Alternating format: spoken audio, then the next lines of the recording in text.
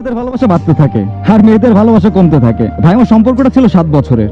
একটা পরীক্ষার সেন্টারে তার সাথে আমার প্রথম দেখা। মেয়েটা বই হাতে নিয়ে পড়তেছিল, চুলগুলো বাতাসে তার মুখে আসতেছিল আর সে হাত দিয়ে চুলগুলো সরাচ্ছিল।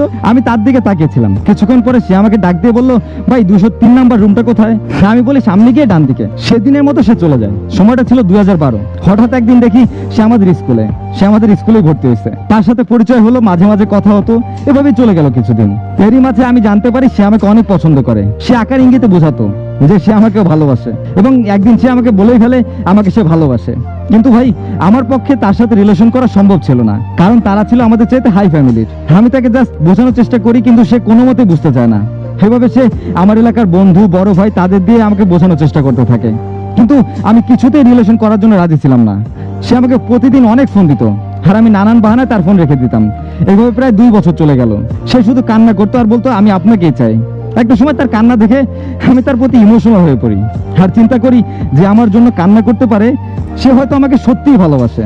তারপর থেকে আমিও তাকে পছন্দ করতে শুরু করি। আমিও তার প্রতি ধীরে ধীরে দুর্বল হতে থাকি। অনেক ভালো সময় কাটতেছিল আমাদের। সারা দিন রাত কথা বলতাম ফোনে, সকাল বিকাল দেখা হতো আমাদের। সে যখন ক্লাস করতে যেত আমি দাঁড়িয়ে থাকতাম তাকে দেখার জন্য। সে আমাকে দেখে মুচকে হাসি দিত। তার সাথে প্রথম ঘুরতে যাওয়ার দিনটা সত্যি অনেক স্পেশাল ছিল।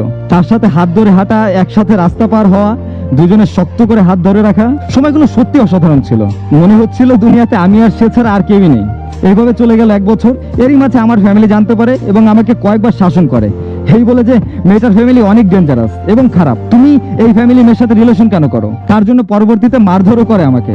সে জানতে পারে এবং আমার সাথে দেখা করে সে আমাকে জড়িয়ে ধরে অনেক কান্না করে আর বলে তুমি কখনো আমার সাথে কথা বলা বাদ দিও না, তাহলে আমি মরে যাবো। ভাই সেদিন নিজেকে অনেক ভাগ্যবান মনে হয়েছিল, এই ভেবে যে তার মতো এত ভালো মেয়ে আমার জীবনে পেয়েছি। এতটাই ভালোবাসে সে আমাকে। ফ্যামিলির অবাধ্য হয়ে রিলেশন কন্টিনিউ রাখি। আমরা অনেক ঘুরতে পছন্দ করতাম। ভাই একদিন আমরা একটু দূরে বেড়াতে যাই। বাসায় আস্তে আস্তে রাত হয়ে যায়। মেয়েটির আব্বু সেই রাতে আমাদের বাড়িতে এসে আমার বাবা মাকে অনেকভাবে অপমান করে আর আমাকে হুমকি দিয়ে যায় যেন ওনার মেয়ের সাথে কোনো যোগাযোগই না রাখি। বাড়ি থেকে তার মোবাইলটা নিয়ে নেয়। তারপর দিন আমি তার জন্য একটা ফোন কিনে পাঠিয়ে দেই। চুপি চুপি কথা হতো। তার কলেজে যাওয়া বন্ধ করে দেয় তার আব্বু। দেখা সাক্ষাৎ সব বন্ধ হয়ে যায় আমাদের। প্রায় 1 বছর তার সাথে আমার দেখা হয় না। সেই সময়টা সত্যি অনেক কষ্টের ছিল। 1 বছর পরে তাকে আবার কলেজে যাওয়ার জন্য পারমিশন দেয়। যখন সে কলেজে যাওয়া শুরু করে সে আর আগের মতো কথা বলে না আমার সাথে, ইগনোর করা শুরু করে। জিজ্ঞেস করলে বলতো বেশি কথা বললে বাসা থেকে জেনে যাবে, আবার কলেজে যাওয়া বন্ধ করে দিবে আর মোবাইলটাও নিয়ে নেবে। তার প্রতি আমি এতটাই দুর্বল হয়ে পড়ছিলাম, ভাই বিশ্বাস করবেন না যে সে যা বলতো আমি সেটাই করতাম, সেটাই শুনতাম। সময়টা ছিল 2019-এর মাঝামাঝি। তার ফোন সবসময় বিজি পেতাম। জিজ্ঞেস করলে বলতো বান্ধবীর সাথে কথা বলি। আমি জানতে পারি সে অনেক ছেলের সাথে কথা বলে। সে সবকিছু অস্বীকার করে। আমি তখন তার সাথে দেখাও করতে পারতাম না। সে বলতো তার আব্বু জানতে পারলে অনেক সমস্যা হবে তাই। কিন্তু আমি খোঁজ নিয়ে জানতে পারি সে আমাকে না বলে ছেলেদের সাথে বাইরে ঘুরতে যেত, আড্ডা দিত।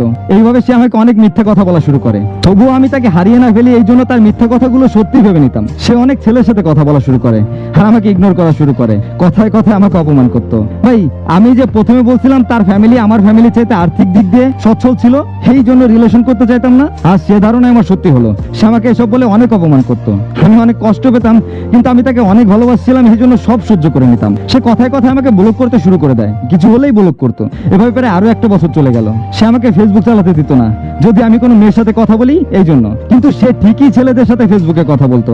আমি সেটা জানতাম, তার জন্য আমি সেটাও করতাম। আমি চাইতাম তবুও সে আমারই থাক। এরই মাঝে আমি বন্ধুদের সাথে কক্সবাজার ট্যুরে যাই। সেদিন রাতে যখন গাড়িতে ছিলাম সারা রাত তাকে কল দেই, কিন্তু তার ফোন বিজি আর বিজি। রাত 3টার সময় ফোন দিয়ে আমাকে বলে বন্ধুদের সাথে কথা বলতেছিলাম। আমি আর কিচ্ছু বলতে পারি নাই। একদিন সে তার কাজিনের বিয়েতে যায়। সেখানে তার এক দুঃসম্পর্কের কাজিনের সাথে তার পরিচয় হয়। ছেলেটির ফ্যামিলি আমার ফ্যামিলি চাইতে ভালো হয়, তার সাথে রিলেশনে জড়িয়ে যায়। তাদের রিলেশন চলতে থাকে, অথচ তখনও তার সাথে আমার রিলেশনশিপ ছিল। তারা বাইকে ঘুরতে যায়, আমাকে আমার ফ্রেন্ডরা জানায়।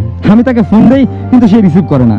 কিছুদিন পরে রাতে যখন তার সাথে কথা হয় তখন সে আমাকে অনেক অপমান করে আর বলেই দেয় সে আমার সাথে রিলেশন রাখবে না। জানেন ভাই তার কথাটা ছিল এরকম, আমি বেকার, আমার ফ্যামিলির টাকা নাই আর আমার সাথে নাকি তার যায় না। এতদিন পরে সে আমাকে এইসব কথাগুলো বলতেছিল, যে আমাকে পাবার জন্য এত কান্না করতো। সেই মানুষটাই কিভাবে এগুলো বলতে পারে? সে এখন তার মনের মতো ছেলে পেয়ে গেছে।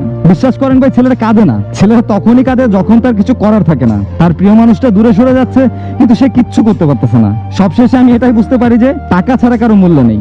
আজ টাকা আছে, ভালোবাসা আছে, কাল টাকা নেই, তোমার জন্য ভালোবাসাও নেই। টাকা ছাড়া কারো কাছে তোমার স্থান নেই। ভাই আমি যতটুকু সময় তার জন্য ব্যয় করছি, ঠিক ততটুকু সময় যদি কাজে ব্যয় করতাম তাহলে আমি আজ সফলতার মুখ দেখতে পারতাম।